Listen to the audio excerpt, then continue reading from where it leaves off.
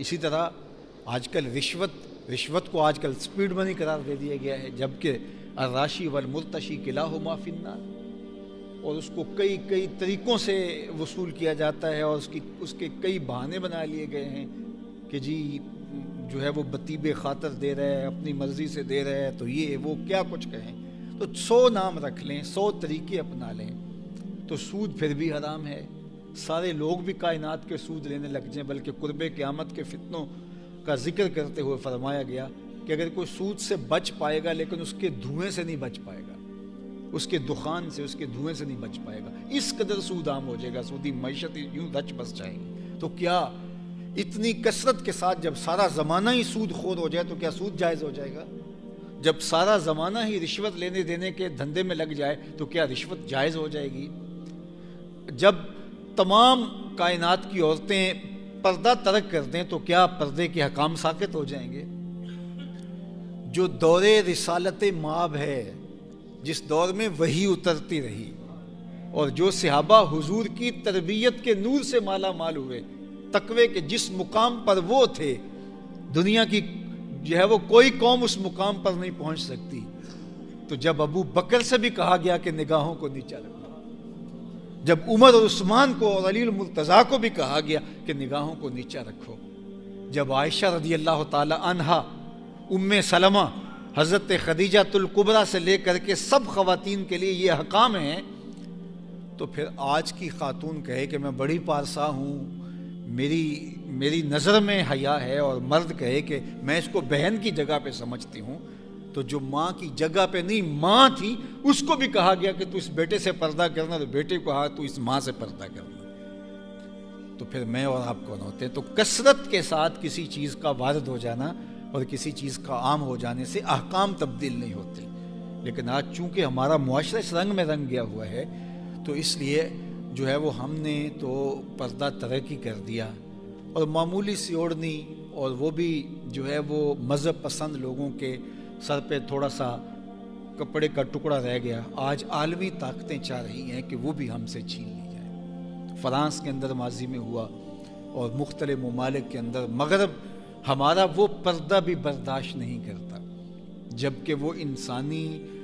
آزادی کی بات کرتے ہیں کہ جس طرح کوئی چاہے بولے، اس کو جو ہے وہ آزادی اظہار ہونا چاہیے، جس طرح کا کوئی لباس پہننا چاہے وہ پہن لے، اس کو آزادی اظہار ہونا چاہیے، جو کرنا چاہے کرے، اس کو آزادی عمل ہونا چاہیے، لیکن دوسری جانب جو ہے وہ اس ثقافت کو، اس معمولی سے پردے کو، اور جو ہے وہ ایک کپڑے کے ٹکڑے کو بھی وہ بوجھ سمجھ رہے ہیں، اور یہ تہذیبی جنگ اس وقت پوری دنیا کے اوپر لگی ہوئی ہے، اور یہ تہذیبی جنگ آج سے نہیں لگی، یہ تہذیبی جنگ جو ہے وہ کئی صدیوں سے جاری ہے، اور گزشتہ 1.5 صدی سے تو اس میں زور ہے، اور وہ مسلمانوں سے وہ چیزیں چھیننا چاہتے ہیں جو ان کے اسلام کی شناخت ہے۔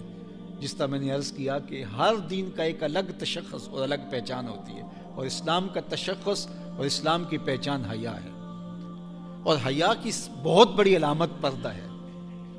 تو وہ چاہتے ہیں کہ اسلام کا وہ تشخص ختم ہو جائے تو اسلام کا نور ختم ہو جائے گا، تو لہٰذا پردے سے حملہ آور ہو کر کے پھر آگے تک معاملے چلے جاتے ہیں۔ تو آج پوری دنیا کے اوپر ایک طوفان بدتمیزی ہے، 14 فروری آتا ہے تو اس کو اہتمام سے منایا جاتا ہے، اس کے اوپر باقاعدہ بڑی بڑی کمپنیاں انویسٹمنٹ کرتی ہیں اور چیزوں کو سستا کرتی ہیں، اور مسلم ممالک میں خاص طور پہ جو ہے وہ اس پہ جو ہے وہ ملٹی نیشنل کمپنیاں کام کر رہی ہوتی ہیں تاکہ جو ہے وہ مسلمانوں کے اندر اس کلچر کو فروغ دیا جائے، اور بے حیائی کے کلچر سے جو ہے وہ ان کے ایمان کی متاع کو چھینا جا سکے اور ان کو کمزور کیا جا سکے۔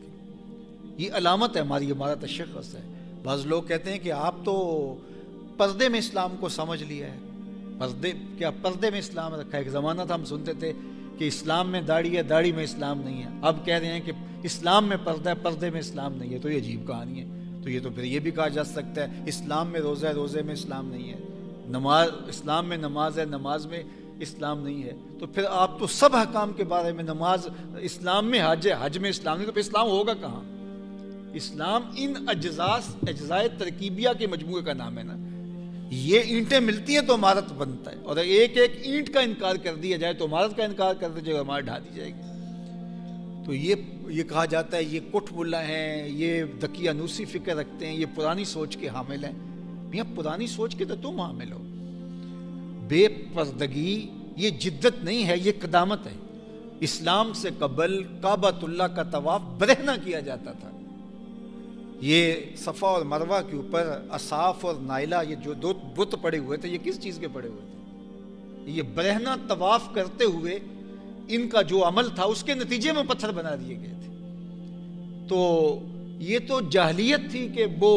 بے پردہ تھے، جانوروں کی طرح، جس طرح جانور بے پردہ ہوتے ہیں۔ انسان کو تو اللہ نے لباس دیا ہے، اور لباس کے 3 مقصد ہیں: زینت، موسمی اثرات سے بچاؤ، اور اپنے پردے کی حفاظت۔ یہ 3 مقاصد ہیں لباس کے، اور لباس پوری کائنات کے اندر زیرو چیزوں میں صرف انسان پہنتا ہے۔ نہ حشرات الارض لباس پہنتے ہیں، نہ پرندے لباس پہنتے ہیں، اور نہ ہی جانور لباس پہنتے ہیں۔ لیکن میرے مالک نے ان کے پردے کے لیے بھی بال، دم اور کچھ چیزیں اہتمام کے ساتھ رکھی ہوئی ہیں، اور یہ چیزیں مرد کے ساتھ نہیں جڑی، اس لیے کہ اس کو شعور دیا گیا اور یہ اپنا لباس تیار کرتا ہے۔ اور حضرت آدم علیہ السلام کو ماں حضرت حوا کے جب جنت سے زمین پر بھیجا جانے لگا،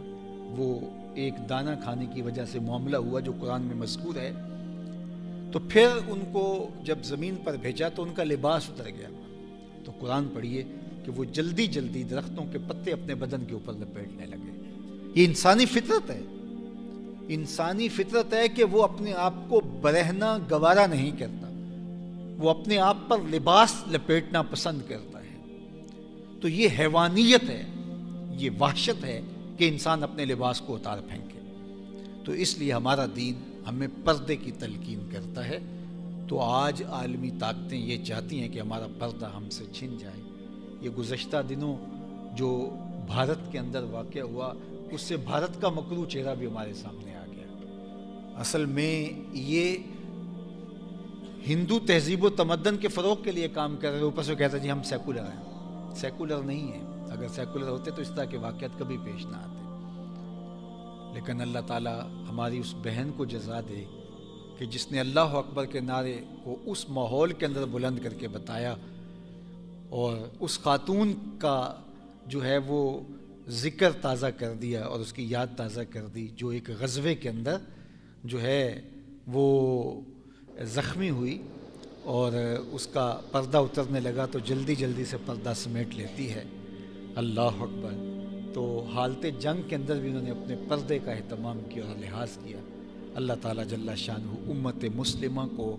حضور کے لائے ہوئے احکام کی